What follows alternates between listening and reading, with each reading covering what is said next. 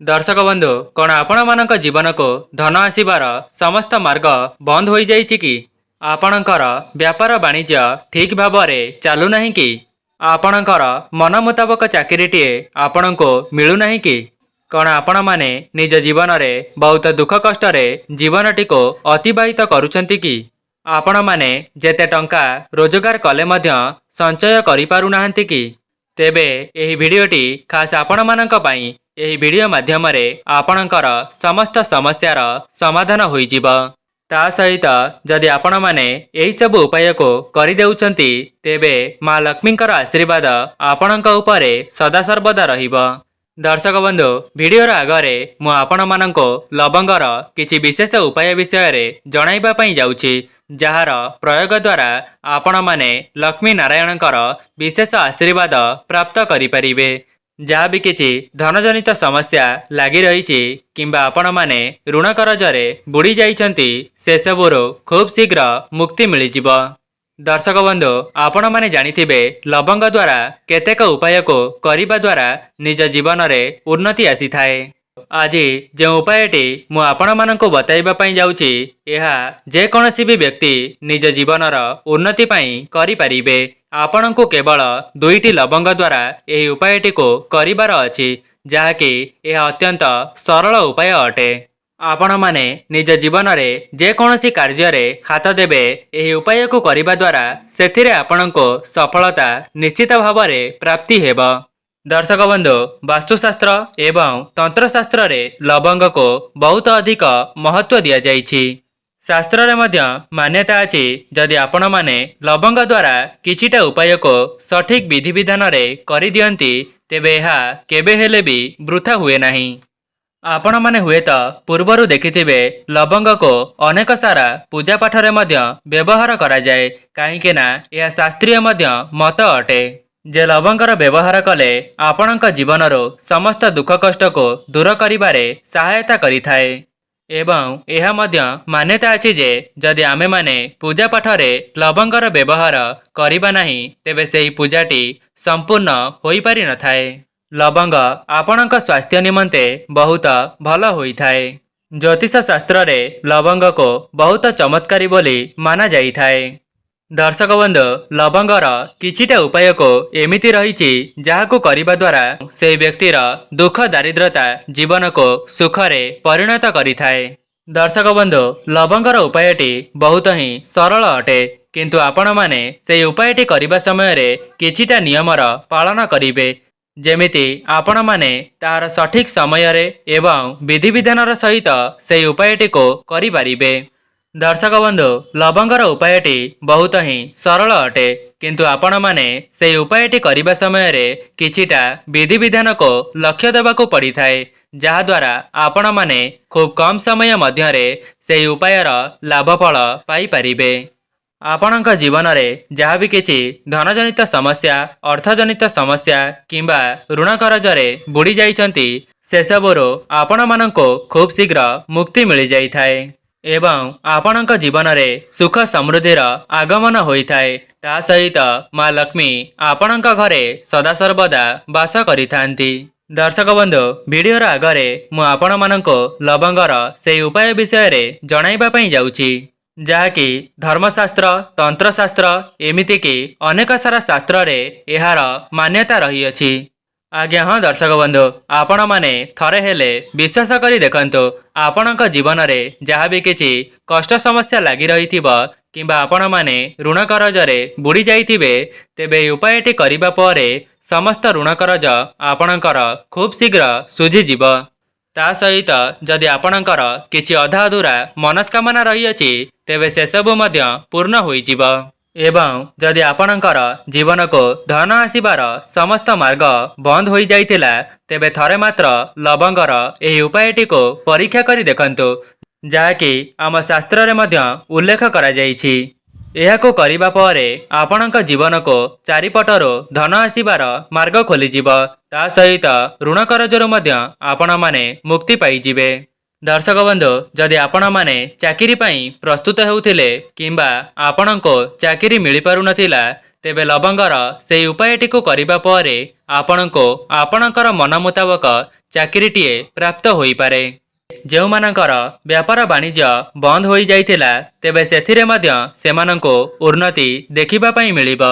ଯେଉଁମାନେ କିଛି ନୂତନ କାର୍ଯ୍ୟକୁ ଆରମ୍ଭ କରିବା ପାଇଁ ଚେଷ୍ଟା କରୁଥିଲେ କିନ୍ତୁ ସେଥିରେ ସେମାନଙ୍କୁ ବିଫଳତା ଦେଖିବା ପାଇଁ ମିଳୁଥିଲା ତେବେ ଆପଣମାନେ ଥରେ ମାତ୍ର ଏହି ଉପାୟଟିକୁ ପରୀକ୍ଷା କରି ଦେଖନ୍ତୁ। ଦେଖିବେ ଆପଣଙ୍କର ସମସ୍ତ କାର୍ଯ୍ୟ ଶୁଭମଙ୍ଗଳ ହେବ। ଦର୍ଶକ ବନ୍ଧୁ, ଆପଣଙ୍କୁ କେବଳ ଗୁରୁବାର ଦିନ ମା ଲକ୍ଷ୍ମୀଙ୍କ ନିକଟରେ ଏହି ଉପାୟଟିକୁ କରିବାର ଅଛି। ଦେଖିବେ ଏହି ଉପାୟଟି କରିବା ପରେ ଲକ୍ଷ୍ମୀ ନାରାୟଣଙ୍କର ଆଶୀର୍ବାଦ ଆପଣଙ୍କ ଉପରେ ସଦାସର୍ବଦା ରହିବ ଏବଂ ଆପଣଙ୍କ ଘରେ ଲକ୍ଷ୍ମୀ ନାରାୟଣ ସଦାସର୍ବଦା ବାସ କରିବେ ଏବଂ ଆପଣଙ୍କ ଜୀବନରେ ଯାହା ବି କିଛି କଷ୍ଟ ସମସ୍ୟା ଲାଗି ରହିଥିଲା ତେବେ ସେସବୁ ମଧ୍ୟ ଆପଣଙ୍କର ସମାପ୍ତ ହୋଇଯିବ। ସେଥିପାଇଁ ଯଦି ଆପଣମାନେ ଚାହୁଁଛନ୍ତି ଲକ୍ଷ୍ମୀ ନାରାୟଣଙ୍କର ବିଶେଷ ଆଶୀର୍ବାଦ ଆପଣଙ୍କ ଉପରେ ସଦାସର୍ବଦା ବନି ରହୁ ତେବେ ସଚ୍ଚା ହୃଦୟରୁ ଭିଡ଼ିଓଟିକୁ ଲାଇକ୍ କରି କମେଣ୍ଟ ବକ୍ସରେ ଜୟ ମା ଲକ୍ଷ୍ମୀ ଜୟ ଜଗନ୍ନାଥ ଅବଶ୍ୟ ଲେଖିଦିଅନ୍ତୁ। ଦର୍ଶକ ବନ୍ଧୁ, ଗୋଟିଏ କଥାର ଧ୍ୟାନ ଦେବେ, ମୁଁ ଆପଣମାନଙ୍କୁ ଲବଙ୍ଗର ଯେଉଁ ଉପାୟ ବିଷୟରେ ବତାଇବା ପାଇଁ ଯାଉଛି ଏହା ଅତ୍ୟନ୍ତ ଚମତ୍କାରୀ ଉପାୟ ଅଟେ। କିନ୍ତୁ ଆପଣମାନେ ଗୋଟିଏ କଥା ମନେ ରଖନ୍ତୁ, ଯଦି ଆପଣ ଲବଙ୍ଗର ଭୁଲ ଭାବରେ ବ୍ୟବହାର କରିବେ ତେବେ ସେଥିରୁ ଆପଣଙ୍କୁ ଅଶୁଭ ଫଳ ଭୋଗିବାକୁ ପଡ଼ିପାରେ। କାହିଁକି ନା ଶାସ୍ତ୍ରରେ ସ୍ପଷ୍ଟ ଭାବରେ ଉଲ୍ଲେଖ ଅଛି ଲବଙ୍ଗର ଉପାୟଟିକୁ କରିବା ପୂର୍ବରୁ ବହୁତ ବୁଝି ବିଚାରି କରିବା ଉଚିତ। କାହିଁକି ନା ଲବଙ୍ଗର ଉପାୟକୁ କରିଦେବା ଦ୍ୱାରା ଏହାର ଲାଭ ଆପଣଙ୍କୁ ତୁରନ୍ତ ହିଁ ପ୍ରାପ୍ତ ହୋଇଥାଏ ଏବଂ ଲବଙ୍ଗର ଭୁଲ ଭାବରେ ବ୍ୟବହାର କରିବା ଦ୍ୱାରା ସେଥିରୁ କୁପ୍ରଭାବ ଆପଣଙ୍କୁ ଦେଖିବା ପାଇଁ ମିଳିଥାଏ। ଦର୍ଶକ ବନ୍ଧୁ, ସବୁଠାରୁ ପ୍ରଥମ ଉପାୟଟି ହେଉଛି ଶତ୍ରୁମାନଙ୍କଠାରୁ ମୁକ୍ତି ପାଇବାର ଉପାୟ। ଦର୍ଶକ ବନ୍ଧୁ, ଆପଣମାନେ ଜାଣିଛନ୍ତି ଆଜିକାଲିର ଦୁନିଆରେ ସମସ୍ତଙ୍କର କେହି ନା କେହି ଶତ୍ରୁ ରହିଥାନ୍ତି ଯାହାକି ସେମାନଙ୍କର ଅନିଷ୍ଟ କାମନା କରିବା ପାଇଁ ଏବଂ ସେମାନେ ସର୍ବଦା ଆପଣଙ୍କର କ୍ଷତି କରିବା ପାଇଁ ଚେଷ୍ଟା କରୁଥିବେ। ତେବେ ଦର୍ଶକ ବନ୍ଧୁ, ଏଥିରେ ଆପଣଙ୍କର କୌଣସି ଭାବରେ ଚିନ୍ତା କରିବାର ଆବଶ୍ୟକତା ନାହିଁ।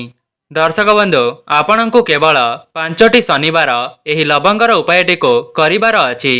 ଶନିଦେବଙ୍କର ମନ୍ଦିରକୁ ଯିବା ପରେ ଆପଣମାନେ ଗୋଟିଏ ସୋରିଷ ତେଲର ଦୀପକୁ ଶନିଦେବଙ୍କ ଆଗରେ ପ୍ରଜ୍ୱଳନ କରନ୍ତୁ ଏବଂ ସେହି ଦୀପଟିକୁ ପ୍ରଜ୍ୱଳନ କରିସାରିବା ପରେ ସେହି ଦୀପରେ ଗୋଟିଏ ଲବଙ୍ଗକୁ ପକାଇ ଦିଅନ୍ତୁ ଏବଂ ଯଦି ଆପଣମାନେ 5ଟି ଶନିବାର ସେହି ଉପାୟଟିକୁ କରିଦିଅନ୍ତି ତେବେ ଆପଣଙ୍କ ଉପରେ ଶନିଦେବଙ୍କର ବିଶେଷ ଆଶୀର୍ବାଦ ପ୍ରାପ୍ତି ହେବ। ତା ସହିତ ଆପଣଙ୍କ ଜୀବନରୁ ସମସ୍ତ ଶତ୍ରୁମାନେ ଦୂର ହୋଇଯିବେ। ଯେଉଁ ଶତ୍ରୁମାନେ ଆପଣଙ୍କର ପଛରେ ପଡ଼ିଥିବେ ସେମାନଙ୍କର ବିନାଶ ହେବ ଏବଂ ସେମାନେ ଆପଣଙ୍କର କିଛି ବି କ୍ଷତି କରିପାରିବେ ନାହିଁ। ଦର୍ଶକ ବନ୍ଧୁ, ଯେଉଁମାନଙ୍କ ଉପରେ ଶନିଦେବଙ୍କର ଆଶୀର୍ବାଦ ରହିଥାଏ ସେମାନଙ୍କ ଜୀବନରେ ଯେତେ ବି ଶତ୍ରୁ ଥିଲେ ମଧ୍ୟ ସେମାନଙ୍କର କିଛି ବି ବିଗାଡ଼ି ପାରିବେ ନାହିଁ। ଦର୍ଶକ ବନ୍ଧୁ, ଦ୍ୱିତୀୟ ଉପାୟଟି ହେଉଛି ଆପଣଙ୍କ ଘରୁ ନକାରାତ୍ମକ ଶକ୍ତିକୁ ବାହାର କରିବାର ଉପାୟ। ଯଦି ଆପଣମାନଙ୍କ ଘରେ ନକାରାତ୍ମକ ଶକ୍ତିର ସଞ୍ଚାର ହେଉଥାଏ, ଆପଣଙ୍କୁ ଲାଗୁଛି ଯେ କୌଣସି ବ୍ୟକ୍ତି ଆପଣଙ୍କ ଘରକୁ ବନ୍ଦୀ କରିଦେଇଛି କିମ୍ବା ନଜର ଦୋଷରେ ପୀଡ଼ିତ ଅଛନ୍ତି, ସେଥିପାଇଁ ଆପଣମାନେ ବହୁତ ବଡ଼ ଚିନ୍ତାରେ ମଧ୍ୟ ପଡ଼ିଯାଇଛନ୍ତି ଏବଂ ଆପଣମାନେ ଚାହୁଁଛନ୍ତି ସେହି ଚିନ୍ତାରୁ ମୁକ୍ତି ପାଇବା ପାଇଁ। ତେବେ ଏହି ସମୟରେ ଆପଣଙ୍କର କୌଣସି ପଣ୍ଡିତଙ୍କ ପାଖକୁ ଯିବାର କୌଣସି ଆବଶ୍ୟକତା ନାହିଁ। ଯେଉଁ ଉପାୟଟି ମୁଁ ଆପଣମାନଙ୍କୁ ବତାଇବି କେବଳ ଆପଣମାନେ ସେହି ଉପାୟଟିକୁ ଥରେ ମାତ୍ର କରିଦିଅନ୍ତୁ। ଦେଖିବେ ସମସ୍ତ ସମସ୍ୟାର ସମାଧାନ ହୋଇଯିବ। ଏହି ଉପାୟଟିକୁ ଆପଣମାନେ ଗୁରୁବାର ଦିନ ସନ୍ଧ୍ୟା ସମୟରେ କରିବାର ଅଛି।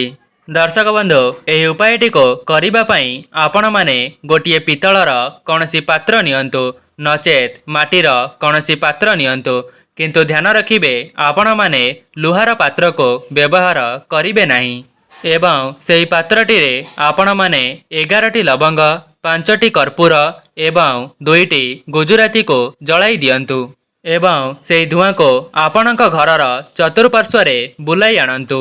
ସେହି ଜିନିଷଗୁଡ଼ିକ ଜଳିଯିବା ପରେ ତାର ପାଉଁଶକୁ କୌଣସି ଡବାରେ ଭର୍ତ୍ତି କରି ରଖିଦିଅନ୍ତୁ ଏବଂ ଆପଣମାନେ ପ୍ରତ୍ୟେକ ଦିନ ସ୍ନାନ କରିସାରିବା ପରେ ଗୋଟିଏ ଢାଳରେ ଆପଣମାନେ କିଛି ଜଳ ନେଇ ସେହି ପାଉଁଶକୁ ପକାଇ ଆପଣଙ୍କ ମୁଖ୍ୟ ଦ୍ୱାରରେ ଛିଞ୍ଚନ କରିବେ एवं मुख्य द्वारर दुई पार्श्वर यार छिटा को लगाई देबे। जदि आपण माने गुरुवार दिन एही उपायटी को करिनेबे तेबे आपणक घरे जहाँ भी किछि नकारात्मक शक्ति भरी होइथिबो से सब तुरंत ही दूर होइजिबो एवं आपणक घर को सकारात्मक शक्तिर आगमन हेबो। तेबे आपण माने जानि रखंतो जदि आपणक घरे सकारात्मक शक्तिर संचार हेबो तेबे माँ लक्ष्मी एवं नारायण आपणक घर उपरे कृपा दृष्टि को बजाय रखिबे। दर्शक बंधु तृतीय उपायटी हेउची एही उपायटी को करिबा द्वारा आपणकर समस्त दुख कष्ट दूर होइजिबो एवं आपण माने निज जीवन रे बहु मात्रा रे उन्नति करिवे। दर्शक बंधु जदि आपणको कौनसी बड़ रोग होई जाइछि एवं ताहा भल हेउ नाही सेथिरे आपण माने बहुत सारा टंका को खर्च करिबा परे भी सेही रोग आपणक ठारो जाउ नाही सेथिपाई आपण माने बहुत व्यस्त विव्रत अछंती।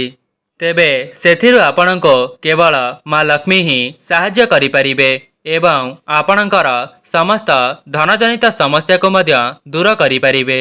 एवं जदि आपण माने एही सरल उपायटी को करि दियंती तेबे माँ लक्ष्मी सहित नारायणकर मध्य आशीर्वाद आपणको प्राप्ति हेबो। दर्शक बंधु आपणको एही उपायटी करिबा पई 5टी शुक्रवार कौनसी भी लक्ष्मी नारायणकर मंदिर को जिबाकू पड़िबो एवं 5 सप्ताह पर्यंत आपण माने कौनसी भी तामसिक भोजन करिबे नाही। दर्शक बंधु एही उपायटी को आपण माने कौनसी भी गोटिए तपस्या भावरे मानि नहीं पारिबे। दर्शक बंधु एही पूजाटी को जेकोसी भी व्यक्ति सच्चा हृदयरो एवं संपूर्ण निष्ठार सहित पालन करिथाए से ता जीवन रे बहु मात्रा रे उन्नति करिथाए।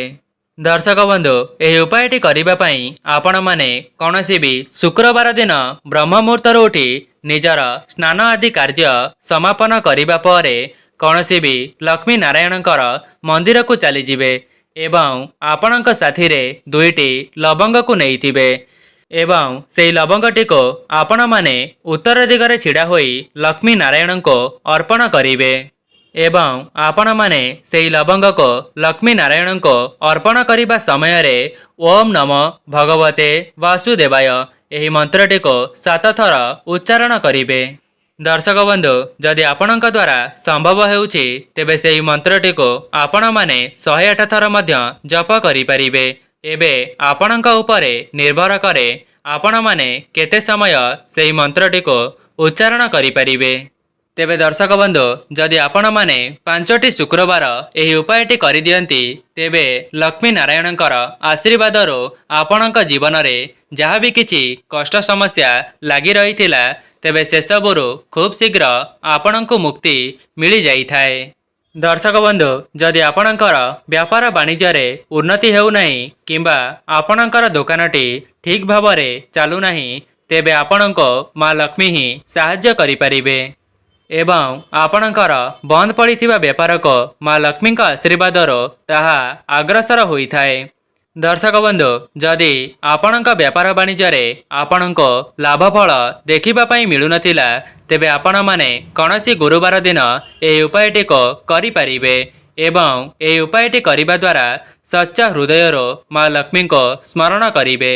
दर्शक बंधु सेथिपई आपण माने चाहिले माँ लक्ष्मीकर मंदिर को जाई परिबे नचेत जदि आपणक ठाकुर घरे माँ लक्ष्मीकर मूर्ति अछि तेबे आपण माने माँ लक्ष्मी सामना रे गोटिए घियर दीप को प्रज्वलन करिवे एवं गोटिए लाल कपड़ा रे आपण माने 21टी लवंग को रखिबे एवं सेही लाल कपड़ा को गोटिए पुटुली बनाई दियंतु एवं सेही पुटुलीटी को आपण माने माँ लक्ष्मीकर डाहाण पादरे छुआई दियंतु एवं आपण माने सेही पुटुलीटी को माँ लक्ष्मीकर पादरे छुआई आनिबा परे आपण माने निज दुकान रे थिबा पैसा बाक्स रे रखी दियंतु।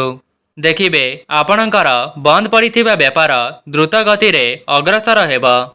जदि आपणकर आय हेउ नथिला एवं आपण माने बहुत चिंतित थिले तेबे आपणकर समस्त चिंता दूर होई जिवो एवं माँ लक्ष्मी सहित नारायणकर मध्य आशीर्वाद आपणक उपरे सदा सर्वदा रहिबो।